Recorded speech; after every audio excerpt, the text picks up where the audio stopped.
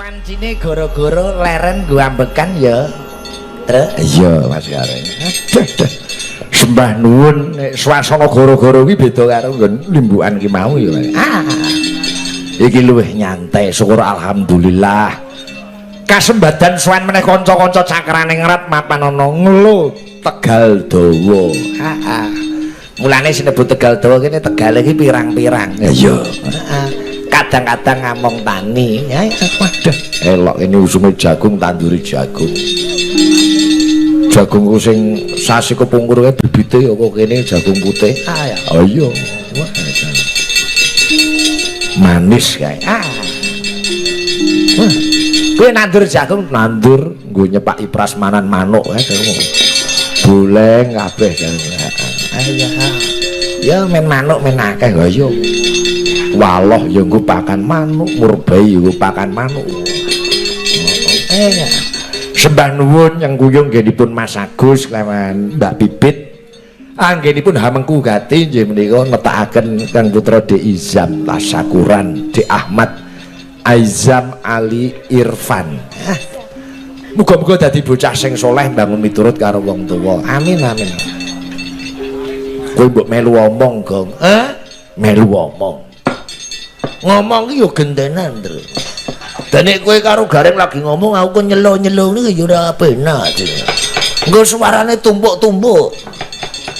Iya ya. Heeh. Kowe yo ndongake karo Dek Izam kok cethok. Muga-muga sak pungkure awake dhewe Mas Agus Mbak Pipit keluarga pinaringan berkah rezeki melimpah. Pinaringan bagas waras adoh saka Sukerta lara penyakit lunga kabeh. Sinanggung dening Gusti Allah taala. Amin Allahumma amin. Somben nek duwe gawe wayangan awake dhewe meneh ya insyaallah. Mergo wayangan iki komplit, Rek. Ana campur sarine, ana dangdute, ana tayupe, ana dagelane. Iya ya. Pertunjukan sing komplit, Pak. Komplit. Ana dadune, reneng biyen. Matur nuwun mayang ana Tegal Dawa kene iki ora ben-ben mergo kene iki nggone kedung-kedunging seniman seniwati. Dalang-dalang hebat ya mapan ana Tegal Dawa. Mula sore mau aku sowan ana ngarsane Ki Rizky Widodo. Nyuwun berkah. Men ora disantet ya, Ndra. Iya. Heeh. Aku sowan. Wah, jan. Gendong anake Mas Rizky sing iki nomor 2 si Inggil iki. Wah, jan wis persis bapake. Sira-sira sing gembulu kaya bapake. Iki dinggoni kacamata ireng wis kaya boboho ya, Mas. Ya. Lagi patang sasi putrane Mas Rizky Widodo gedene semono. Wah. Iya sangar biasa.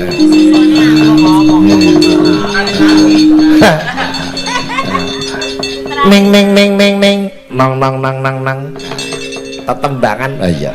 Nong ning nong nang nong. Lembang sing penak gamelane penak. Wah isih ditunggoni Pak Oke Pak Eko iya. Wah ku piyayine iki tenan nek berorganisasi kuwi hebat. Wah komunitas Sedan melu komunitas Pit Unta melu komunitas apa wae tetep ada Pak Eko aja. Banun Pak Eko manjemblok komplit Pak Kasmani Pak Wanto. Wah aduh dasare sing gender Pak Pitoyo. Wah wis kangen aku karo Pak Pitoyo iki pancen iki. Wah goncengan karo Narki. Weh lah dengaren rukun. Yo rukun sak desa. Tenang. Iki sesepuh pini sepuh sing tak wet-wet mergo aku ora wani karo sing gender mergo iki gentine Lek Sulaji ngono kan. Iki padha karo wong tuaku dhewe. Yo ngono. Dadi narekik wani karo sing ngender padha karo wani karo dalange. Krungu. Dalang sapa? Dalang Pak Ton.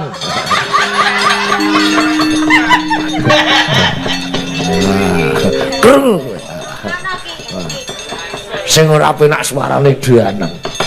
Dalang Bisma jarene.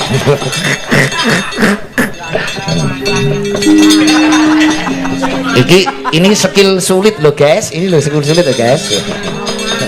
Sing disenengi Danang. Lasong dumengglung. Wah, enak nang. Ayo.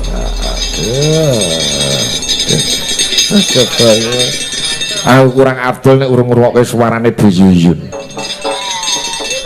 Lah iki konjuk sing sepuh pini sepuh. Sembah nuwun disusul Pak Wanto tebih-tebih saking Kudus. Wah tenan ini penggemar Cakraning Rat sejati.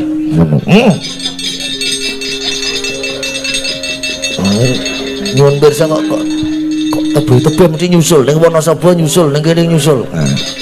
Kuwi jarene iki anggere ngrungokke suarane gong Cakraning Rat. Kuwi rumasane iki kaya ayeme iki ora ilang-ilang. Oh, iya. Ngrungokke gonge kuwi. Ha iya. Rawuh kok kudu tekan kene iki ora nonton ae gur-guruke. Weh, lah. Ora gonge. Ha iya. Tak kira ngrungokke bunang penerus ora.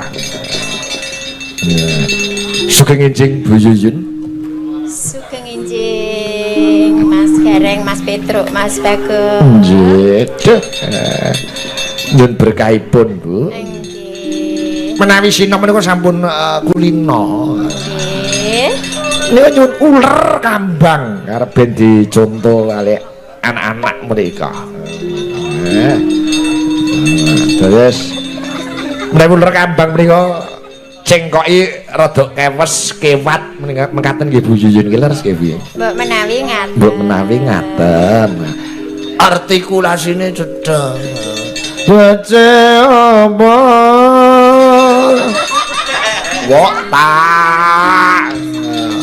Wah. Aku terus kelingan perumahan sahur sepuh.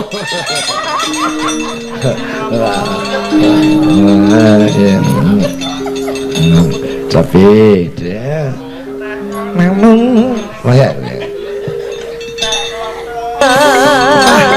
sendal pancingnya luar biasa. Bu Yuyun putrane yo dalang sing asta rebab menika Mas Ragil Sudarsono. Wayangane yo elok ya. Biar mayang ning Kalimantan ning Mentewe. Yo ning desane Pak Bonari Blok A2 piye. Pak Bonari niku riyen pengendange bapak kula. Oh iya. Nggih. Cerita Mas Ragil wayangane sae murid kula. Oh layak lah nggih.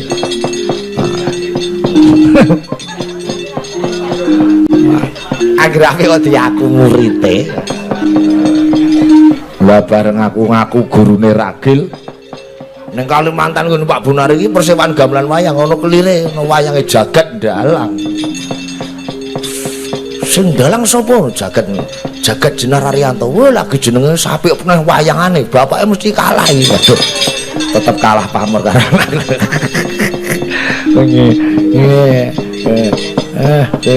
Ana Mas Jolang isih urip. Tesih.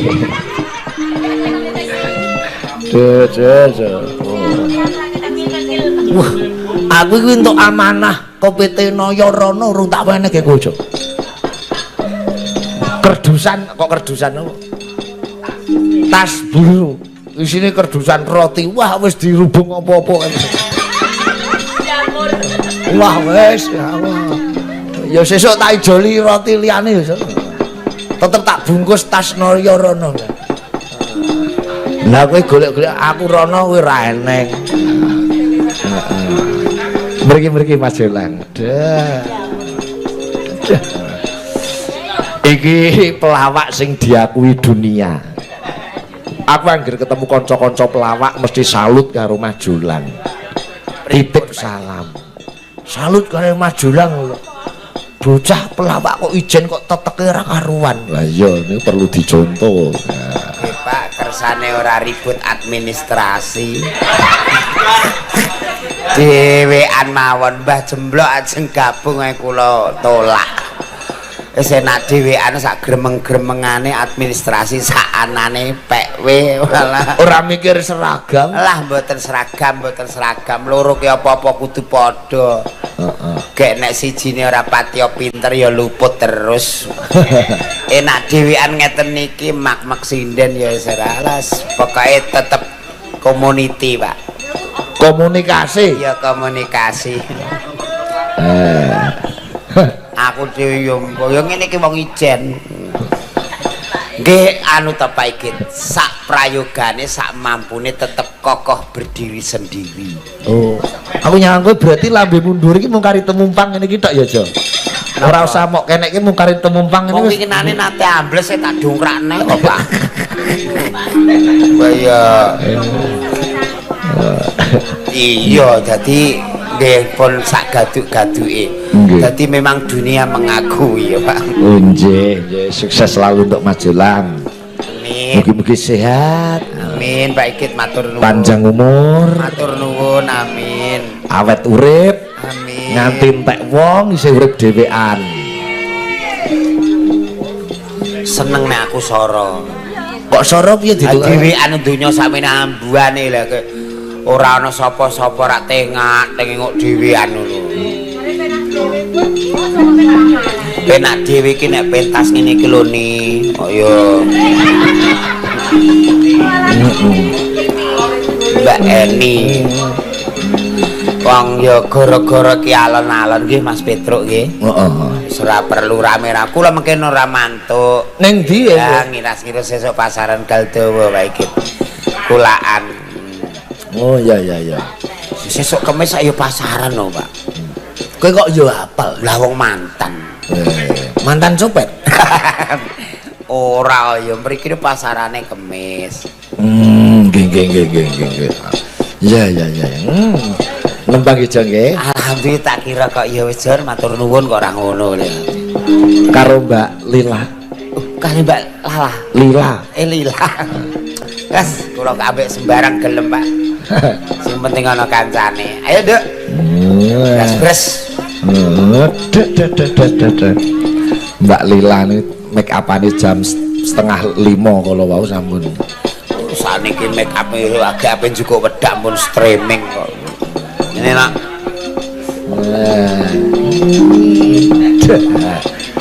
Iya, Konsisten. iya penyanyi hadroh bareng. Oke.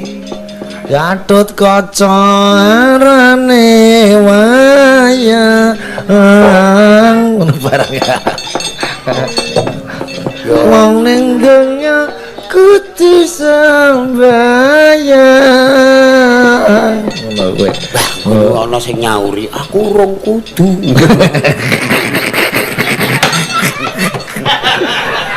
Wong kowe kewajiban kok urung kudu urung. Lah ya omong maksude urung wayahe kok. Lah kok nek wayahe ra ya kudu dhewe. Ngono kok perlu lilaning lega lenggawah. Wayang iki wancine metu dagelan jolang kaya kaya aku jo. Astagfirullah. Astagfirullah menungso iku terae batin laire beda-beda. Wong aku ya kurung patiya kopok bener wis krungu nek kaya asu lho. Kaya aku. Kaya asuku. Koyok ae lho. Lah ya kaya ra tenan ya Nduk ya. Sing penting pokoke awake dhewe iki bengi iki. Napa? Sesuk prei. Sampeyan prei? Prei. Padha. Nggih, ora. Ngono ya. Mbok tilep ya wong-wong ya. Ora perkara ditilep lah kowe ndekne ora ngejak aku. Oh. Ya ora kaya ngono pancen pancine iki ya nyok rono nyok rene. Besok Gentenan ya. tak boleh nek Medion aja ngem lho. Karepem aja ngono lho. Nggih mboten. Karepmu. Nggih, mu saniki kula nang nganggomu, Pak. Ning omah lah saiki nganggo banyumu. Ya aja nek omah tetep banyu. Ya. Pokoknya ning Rembang Blora kudu tetep dialog lokal harus diungkapkan. Ya. Karepem piye? Oh, ndak iya lah. Golek-goleki diitang-itung ora enjoh ngitung. Karo Mbak Putri. Karo Putri. Iki anu sing karo Piai Sir Gading. Sri Gading. Gading. Dolan rono iya isih tetep wae. Garwane Mas Bagus. Oh nggih to, garwane nggih nderek to. Seni to Pak Igit. Seni. Niku nggih garwane nggih dalang. Oh nggih to. Pas festival tok. Oh. Saliyane festival ora gelem mayang e. Oh, iku jenenge dalang berhati. Mayang awan iki. Sing deg-degan putra. Nggih, jenenge dalang berhadiah kan wonten iki. Ngedek. Sing ngijing Mbak Putri. Sugeng enjing. Kegiatane Mas Bagus sing nyaron ke Garpum niku napa menawi wonten dalem? Niku teng bengkel. Mantuk tilem. Ngomong, Pak. Oh ya syukur. Saiki juk ndek putra rondok kuru nggih. Ayo nek Nelongso apa uripe? juk gadah putra garwane jenengan rondok kuru apa mike didum ngono wae ya. Boten, Mas. Kejak. Ya resiko duwe bayi ngono kuwi, ku pun pamakmu kudu hati-hati. Mas Bagus udut napa mboten? Udah. Nggih hati-hati nek bar kudune sing ibuku harus perhatiannya luas. Kok iso? Ndekne puskesmas ana bayi semaput bar ngemik mboke gara-gara mambu mbako. Lho, kok iso mambu mbako iki Lah ceritane, Mas? menawa buyukane kurang kebersihan apa. Bersih bapake. Garwane sing pundi ta aku ya. Masa dereng ngertos? Oh senika nun saya ora dipeteng nggih. Sing peteng apa? Mataku Pak Igit, mataku. Karep muni kulite ngono. Mataku. Aja ngono, Mas. Ayo, Peteng-peteng lah aku cinta kok. Iya ya, Nduk. Bojoku ku aja mok sia-sia terus ngono. Aku dhewe ngono, Nduk. Biyen anggere peteng-petengan ya cinta. Maksudnya ki aku wis Nduk. Sing penting ku atine wong ireng iki kudu bangga. Aku irenge tak banggakno dhewe awakku. Wah, wong pitik ireng iso ngendhok putih, wong pitik putih ora iso ngendhok ireng. Sing penting atine ya, Mas yo. Ya ambek Atine bojomu piye? Apik. Apik, Oh. Bapak. Ya ngene iki lho Bu nek ditakoni wong iki apik. wong putri matur atine apik bagus ngene kok. Wah putri apik muni sak tenane Dik bagus. Ya nembang-nembang berdua nggih. Iya. Lagune Pak Sigit mawon nggih.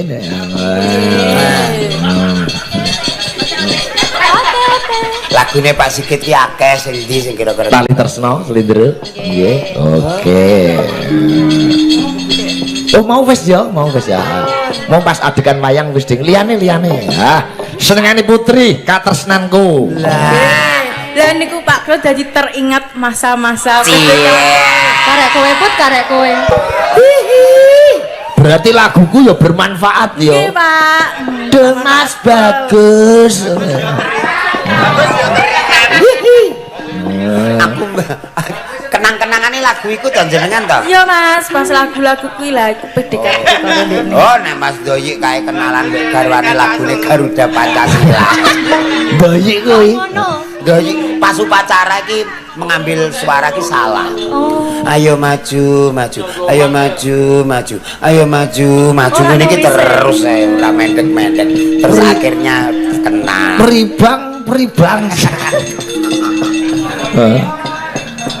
Nah, katresnanku menika tak gawe tahun 2006.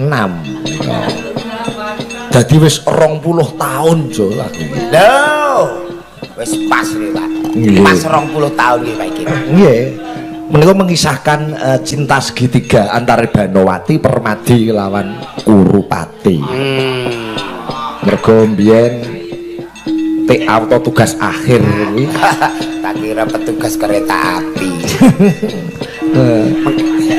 Mas Doyi, nggih, tesemut nggih Mas. Om, aku gak kuatir.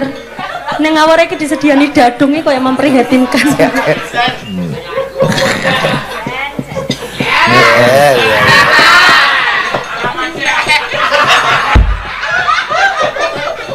Kowe ngopo? Husain mau salaman karo Lukman.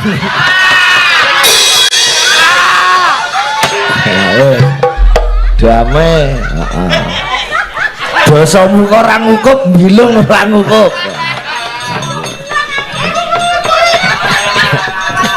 Mbakku kok aku meneng ae ora roh. Iki bahas apa ya? Mbah ora roh pekarane aku. Padha karo Mas. Aku ora dong. Wis atre cacang ngene iki lho. Angger dobar mangan sego bendok ngene iki lho. Buka kok Mas Doyi, buka Mas Doyi. Mas Doyi. Ayo Om, melek Om. Nah, Wong sore mau pas kelengan saiki wancine nglilir Doyi malah angler. Katresnanku Mas Doyi. Wis wedhuse sing mati 5 rasa dipikir. wis diomong-omongi to le godhong telo diurap Pak kakno wedhus matek.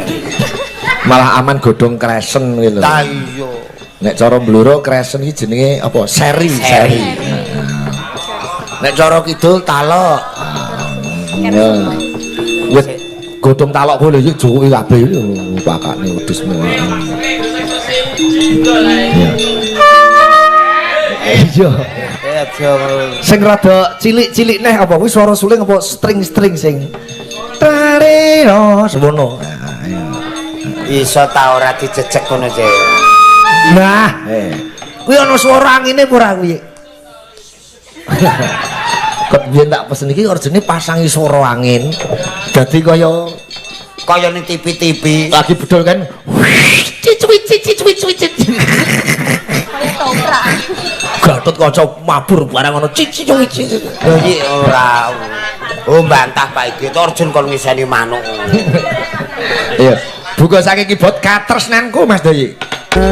Matur nuwun masih ditenggani Pak Suwaji. Oh Pak Waji cedak lapangan kono ya. Ya meh wayangan. Oh ayo men digawe mantu Pak Waji. Kapan tanggal 23 Mei 2017. Mbak yo sing cedak-cedak to Pak. Pak Waji gatel. Iya ya. Kesuwen ora nempur wis maput kabeh. Kuwi sing goleke dina aku dadi. Jenengan yo padha ae, Mbok. Iki sing paling apik sasi iki sak cepete ngono. Yo ora. Ngundak dikira kependang ditanggap. Alah wong asline padha. Asline padha kanca-kanca semangat ngono. 23 Mei 2017. Heeh, nggih Pak Waji iki mirsani ning jero daleme Mas Agus ngono. Ayo, monggo lanjut ayo. Terima kasih. Duh. Kene gini Melani karo Indri. Ya, Indri Dek Melani. Ya. Udah kene Mel. Nih. Iki ya saya. Iki seangkatan karo Awang iki. Berarti ku ya semester 6 iki mian iki Mel. Nggih, Pak. Weh. Langsung dirampungke nggih kaya Mbak Lilaus kuwi. Insyaallah. Wah. UT Universitas Terbuka.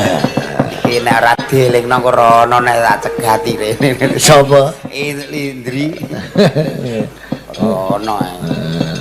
Semangat tuh, Nok. Semangat dong. 45. Garwani sampun kundur sangi dinas angkatan laut Mbak Indri. Dereng, Pak. Dereng.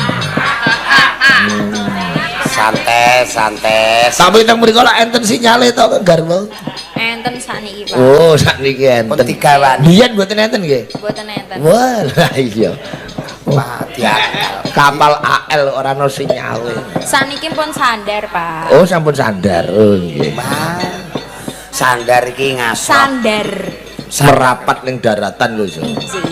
Dadi iki garwane AL. Angkatan laut menawi Mbak Melani cita-citane garwane profesine napa Mbak Mel? Pengusaha, Pak.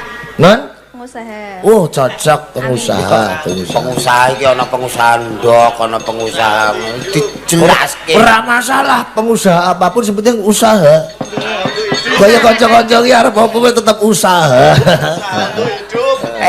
Cita-cita di bojo pengusaha akhir-akhir butuh usaha terus. Ya usaha itu tidak boleh lepas, harus menjadi komitmen. Oh iya. Coba tak bebaske wong loro arek nembang napa sing sigrak sing gayeng. Yo. Ya wong loro, dhisik. Ya Nggih. sing Mbak Melani. layar. Asik pun Pak, pun ketemu. Oh nggih. Apa? Lho. Mas gelo, Mas. Oh, gelo. Sing nganggo urgen ki, Nduk, tau sing ora. Padha wae ngono ya. Manut. Ya wis ana mbek ora ya padha kok. Nggih. Maksudnya lagune iki lho saire padha. Omongane Julang ora penak iki. Saire padha, Pak. Tenan. Piye ana karo ora ndoyik ora apa-apa ya. Walah padha Pak iki. Oh maksudnya tur ya tombo kangen campur sarine baisu. Iya. Elek apik campur sari ndoyik. Alah ngerwani ngeduni nggih elek to, Pak. Wingi sawa minggu ngodur alhamdulillah. Laris ya Yik ya. Dadi sene njaba digoleki sene kandang mati alhamdulillah. Nek kowe lila iku somben iku sangkan parane saka ngendi ae Gusti Allah iku bakal ngijoli ngono. Oh. Gelo jan. Sing ngomong sapa iki tenan iki yo sopir-sopir. Gelo. Gelo coba kaya ngapa?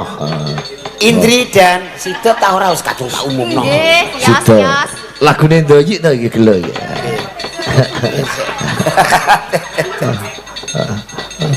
Ayo Mas Dayik semangat. Gelo, monggo Mas Raga. Oke. Ready. Iya. Coba Mbak Yosi karo Mbak Ida Lala bareng-bareng. Ayo bareng-bareng Mbak Yosi, Mbak Ida. Bareng-bareng. Bersamaan. Kebersamaan itu penting anjir. Bareng-bareng wis seneng. Ya sayang ya. Iya juragan apokat jo. Nek pesen apokat karo Mbak Yosi. Oh. Sing lonjong ki apa jenisnya ndek iki ya lali jenenge. Red Vietnam. Oh. Red Vietnam. Saiki ana film Thailand, ono Vietnam. Terus Bugis Pakistan ngono. Aneh. Ayo iki nandur apokat awakmu nandur apa? Perkara lah. Ayo sinden-sinden ben dadi kenal tanaman. Iya, aku ditanduri. Loh, maksudnya nandur nek ditanduri jelas. Lho yo lemahku ngomah. Nah iya lemah ngomah. Nandur wit iki hobiku kok, Cek. Oh nggih ta. Pak Igit hobinya nandur wit. Walah. Wit niku macem-macem lho. Wit lombok, wit terong, Sayur. wit pelem. Tak tanduri kabeh. Pelem kuah. Dangkel. Jangkel kok ditandur. Sapa sing muni wedokan Oh, sapa? iso. Iki nandur tenan ya. Oh nggih. Ora percaya Allah lho di video cah iki ora percaya. Lho, ngono iki saking senenge ngerti pertumbuhane biyen isih sakmene terus iso Allah ngono iki kepuasannya di situ, Jo.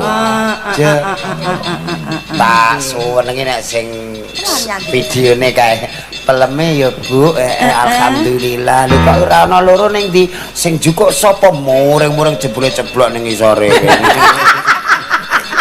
Gogrok. Pelem loro kok krenggo. Krenggo tulisi.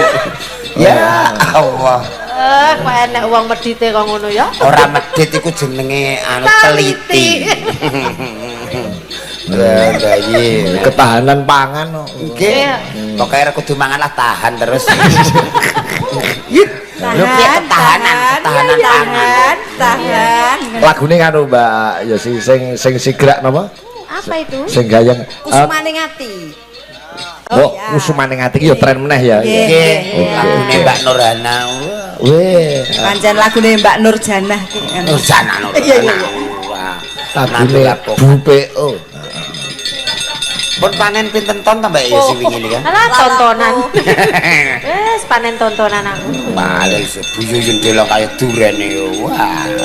Iya. Oh, Burung wah. wis iki aku ndek iki nandur cepedak, Jo. Oh, cepedak niku sing kados tewel Bibit kok Kalimantan tak tandur. Sok nek wis woh tak wene kuwi. alhamdulillah. Sik enak nongko. Cempedak berbuah nangka kok ngendekno. Cepedak Mas. Arep mangan tunongko. arep mangan beton deh. Rawani kondo. Oh iya. Cepedak iki bocah Wah. cepedak kok kluweh. Lagi tak tandur betone ndek iki gek pas woh julang isih urip ora, Dong? Yo isih. Oh, pas iki tineh kok beton cepedak omahe wis cagake beton ngono. Kan ben bakoh. Nah, Yo, iya. lagune Kusumaning Hati. Oh, Kusumaning Hati, bunganya hati. Yuk, coba kaya ngapa? Mangga Doyi nganggo urgen lagu niki. Nganggo. Kowe kaya nyepelekke ngenteke karo Mas Doyi. Lah mboten piyayine. Kok kaya kowe serik tenanan. Mboten piyayine kados supe ngoten lho Pak iki. Mas Doyi itu kalau bermusik itu luar biasa. Oh, iya. Pengalamannya sudah banyak. Percaya. Oh, sok ben arep tak jak ngeband. Lho aku karo Doyi meh ngedeke grup band. Ben Ben apa? apa, Pak? Ben Ben piye? Ben piye? Ben ora nganggur. nyepelekke. Yo yo nggih grup band yo. Oh, aja aliran campur sari apa kuwi band. Ben jare. Aliran ben apa? Ben piye coba? Wong wis entuk jeneng grup band Tawon Das. Oh, dijenengi jagat. Alah, ya tahu. Moala grupe mesti sing gembilu-gembilu. Yo, coba kaya ngapa Kusumaning Hati Mbak Yosi dan Mbak Ida Lala. Dados. Oh, luar biasa, luar biasa. Makasih, makasih, makasih. Sama-sama, sama-sama. Peter. Nuwun sewu Ki Petra. Sapa kowe? Kula Cakil. Mangomongke bendara sampean. Kula pun mboten duwe tenaga melih nek kon perang kembang. Aduh yo. Sing Cakil nampa ora ana kok sing tuwek metu. Napa mengke diwakili anak kula niki Ndesena? Ora. Tuwekan metu barang. Nggih. Metu, Jong. Wah. Kula kaleman boten isa ubah. Mangomongke bendara sampean. Kula mboten sida nyakil niku. Mun keram kabeh. Wah, Cakil kok yo alesan. Ora. Ndara Janaka kae ayo diderekke. Kinarya, wis ora usah kinarya tak tapuk lambemu. Kinarya napa dhuwur kok. Ya ben ora lali ya nganggo sing sijine. Oh, dueling ngono kae. Isih dueling kabeh. Kowe senengane kok. Warep iki sing ngendang wis do lali ora eling. Oh iya ya, wis do ora eling to. Oh kowe iki bagi loro, iki ndarane dhewe loro lho. Ndara Janawa karo Ndara Wisanggeni. Kowe melu sapa? Wah aku ya nderek Ndara Janaka, Ndara Janaka. Ya wis aku tak Ndara Wisanggeni.